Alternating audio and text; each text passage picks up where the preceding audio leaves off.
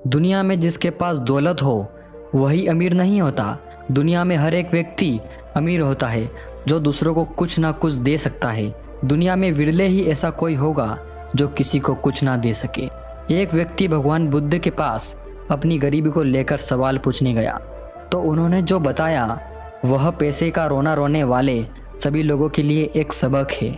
आइए समझते हैं भगवान बुद्ध की इस छोटी सी कहानी से कि क्या है वह अमूल्य चीजें तुम्हारे पास जो कि पैसे कमाने की भाग दौड़ में दिखाई नहीं पड़ रही। एक बार की बात है, गौतम बुद्ध एक गांव में धर्म सभा को संबोधित कर रहे थे। लोग अपनी परेशानियों को लेकर उनके पास जाते और उनका हल लेकर खुशी खुशी वहां से लौटते।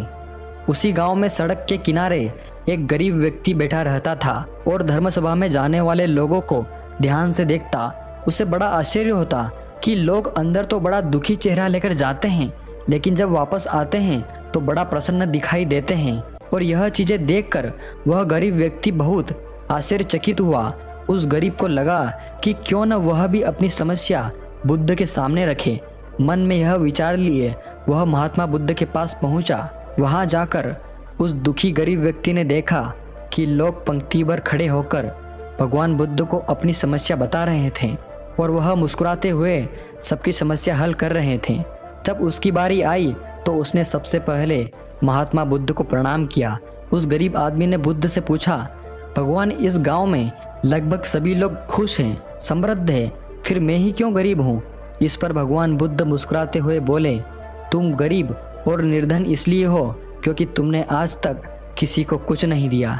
आश्चर्यचकित होकर दुखी व्यक्ति बोला, भगवान मेरे पास भला दूसरों को देने के लिए क्या होगा? मेरा तो खुद का गुजारा बहुत मुश्किल से हो पाता है।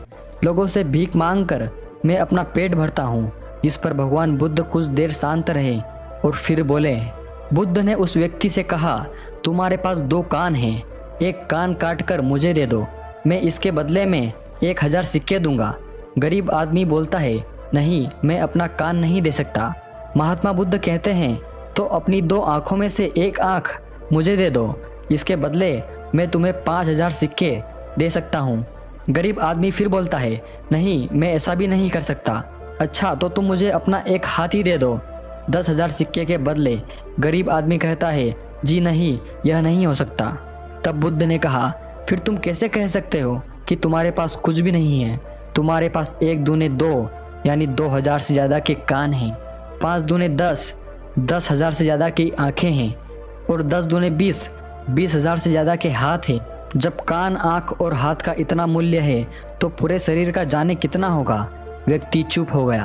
बुद्ध ने उस व्यक्ति को समझाते हुए कहा, देखो तुम्हारे पास कितनी बड़ी दौलत है। जिसके पास अच्छी अच्छी बातें सुनने के लिए कान हो, अच्छी अच्छी चीज़ें देखने के लिए आँखें हो, अच्छे अच्छे काम करने के लिए हाथ हो, भला उससे बढ़कर धनी व्यक्ति और कौन हो सकता है?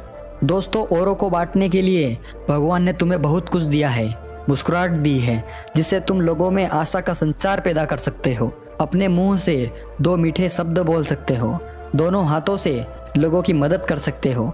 ईश्वर ने जिसे यह 3 चीज दी है वह कभी भी दुखी और निर्धन नहीं हो सकता।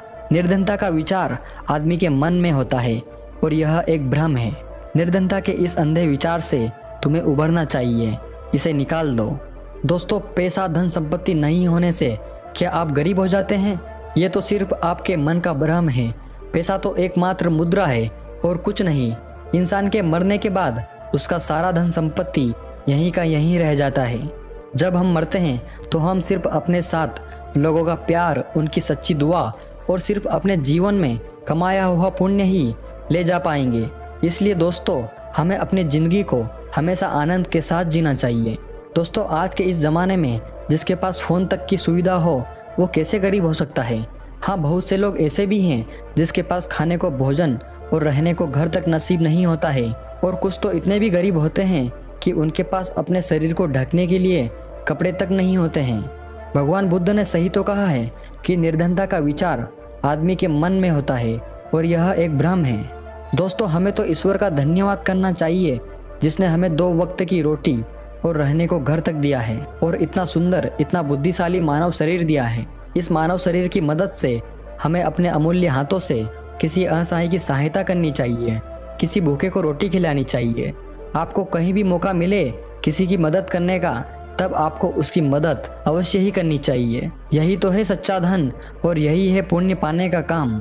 दोस्तों, ये कहानी हमें यह सीख देती है कि दुखी और गरीब होना एक भ्रम है, न कि वास्तविकता। जैसी हम सोच रखते हैं हम वैसा बन जाते हैं। तो दोस्तों, आपको यह कहानी कैसी लगी?